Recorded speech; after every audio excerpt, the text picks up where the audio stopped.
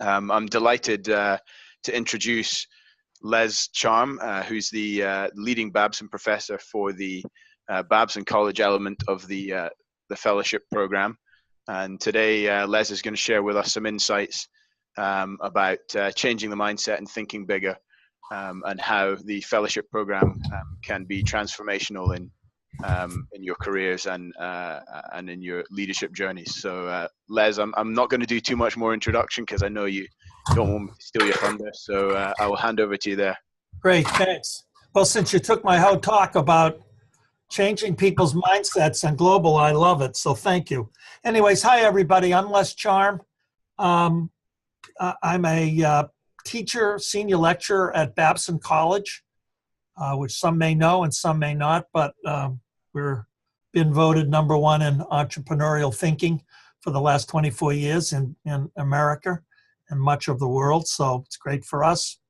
But I want to welcome everybody, and I want to say thanks because I think Ross did a great job of beginning this topic of what's the fellowship all about and what's its goals. And so I really want to talk to that today. But very much like the Babson program when you're in it, this is interactive. We take questions at all times during the program. Is that fair, Ross, since you went through it and are a graduate?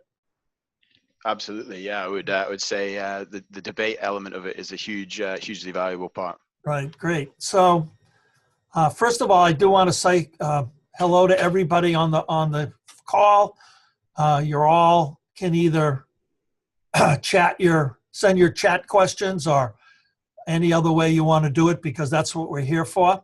But I do want to put out special hellos to Eleanor, who's here from Strathclyde and the Hunters Entrepreneurship Center, because they will be part of this program this year. So Eleanor, thank you for being online with us. And I really look forward to us working together to help mold people who come through the program. So thank you. Thank you, Les. I'm really excited about this and really looking forward to working with you and all of the fellows that come on board over the next couple of months. So thank you very much. Great. Let me tell you the goals of the program. I've been very fortunate because I was there at the beginning of the development of this program, which is unique globally. I'm not sure everybody really knows that. This was a program developed at the Dakota Hotel by many of the elements of Scottish society, government in all its elements, venture capitalists, business owners, business people, students, etc. And we developed the program with some very specific goals. So let me suggest what they are. Number one, this is a program with heavy emphasis on sales and marketing. Second, emphasis on developing entrepreneurial thinking.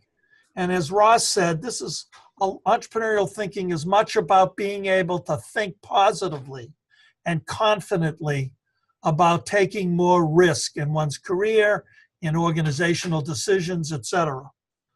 The third is basic skill building all across the road. And lastly, in my view anyways, to develop a global mindset. It's really great that Ross is sitting in Australia at this point. We've had people from many parts of the world coming into the program. And the case material, because it is a very case-sensitive program, which means live stuff, and we get speakers from all over the world, including Global Scots, by the way, who are very active in helping us for this program. So let me say, sales and marketing, entrepreneurial thinking, skill building, and global mindset. Those are the basic goals of the program. But what's the big goal? The overriding goal here is really simple. We want to develop people who help grow organizations, mostly in Scotland. And I say mostly because some people from the program went to US-based divisions of Scottish companies. But the big thing is how to grow organizations. And I use the word organizations, not companies, because we have government people, we have third sector people, we have entrepreneurs, we have corporate people, all throughout the kinds of backgrounds of people we've had in the past. And so the overriding goal, grow organizations. And what skills do you need and what mindset do you need to be able to do that? So I hope that's as clear as I can make it, because that was what we were told originally at the first day at Babson when members of SE and some of the corporate people in Scotland came to tell us about this program. So I've been real excited to be part of it. But there's another part of this beside what we call the formal school stuff. And that is, this is the Boston ecosystem. And that's a really important part of the program, because not only do you get Babson, but there are lots of opportunities to interact with the Boston ecosystem. And let me give you an example of that. We were talking with somebody today who is interested in being on the program, and they're into medical equipment. Well, I can't think of a better place in the world to be and to access than the medical equipment market and community based in Boston and Cambridge. It's a huge community. It's an industry which is global from the beginning. So people are able to interact with the community. We do programs in Boston. And because of the Scottish ecosystem involvement, there are programs you get access to at MIT and Harvard that other people may not get to. And it's very interactive there too, because last year, for example, there was a special program that 3/4 of the fellows wanted to go on at MIT, and we reorganized the schedule to allow that. Yes, that meant we had classes on Saturday, but this is a 24/7 program, because you'll get through with us every day. You'll go on company visits. You'll go on organizational visits, and then Boston is right there. So I want to make sure you understand this is really Boston, Wellesley, Babson ecosystem. And that's an important part of it. But it's not just the ecosystem issue, which you get to do company meetups, contacts, which many people have done. But we're also going to do a lot of company visits, so you're able to feel and touch what these companies look like. Let me give you an example. Last year, and actually the last 2 or 3 years, again on medical equipment, one of the cases is about a company and using medical equipment that started as a small angel-backed company with French founders that was located here in Boston, that grew globally. And the case was taught at the company, where you were able to go and see and touch and feel both the executives and the operation. And that's the kind of thing we're trying to do. It turned out one of our faculty members, typical of many of the faculty members, was one of the founder angel investors, and also the person who helped grow the company, because later he became CEO. And then they sold the company to a Japanese business. So he's able to talk about many global elements, including a global supply chain. And that's what we're trying to do.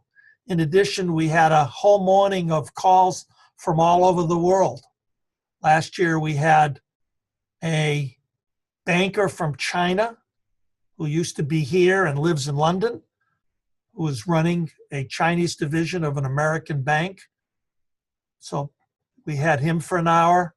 We had a young man who was based in Bangkok talking about selling skills in Madagascar and the rest of Africa.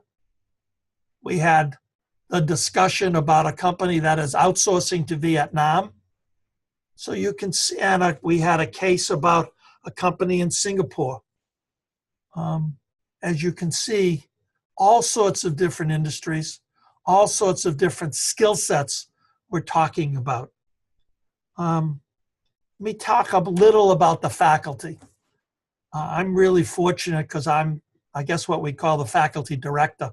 I get to choose the faculty, and I've really tried to have a mixed blend of what I would call traditional faculty members, and then people like myself. Though I've been teaching for such a long time, people call me professor, but I'm really not. I'm an entrepreneur. I've been in my own business since I was 25, and I'm not 25 anymore. And so I run my business. I'm on lots of boards. I run troubled companies globally.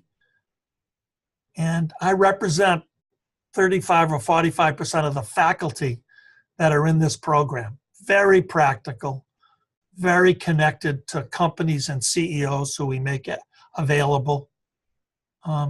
So it's a really good blend of both academic and real life stuff. I've been talking for a while here. I don't mean to do that much, but I wanted to give you a sense of what it's about. So let me just summarize a little bit, and let me take your questions.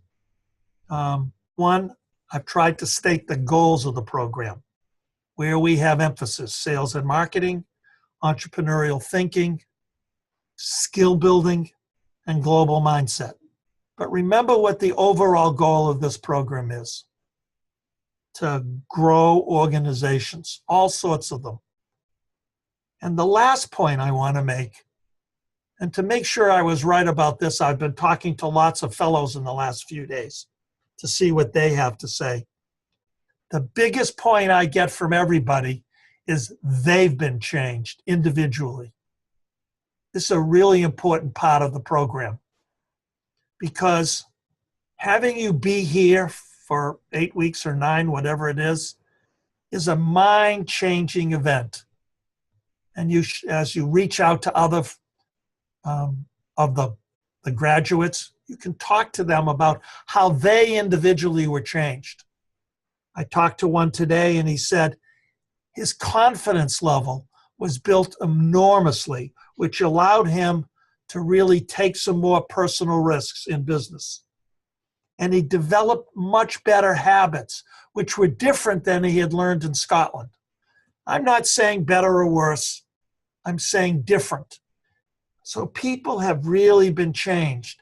And he also added the following words: having the Boston ecosystem as part of it enabled him to do the following. He's back in Scotland now trying to develop a Scottish-based ecosystem. So everybody's there to help everybody, which is really a Boston mindset. So not only are we trying to help companies grow, we're trying to help everybody in the program change. And I want to emphasize that because it's a big part of the goals of the program.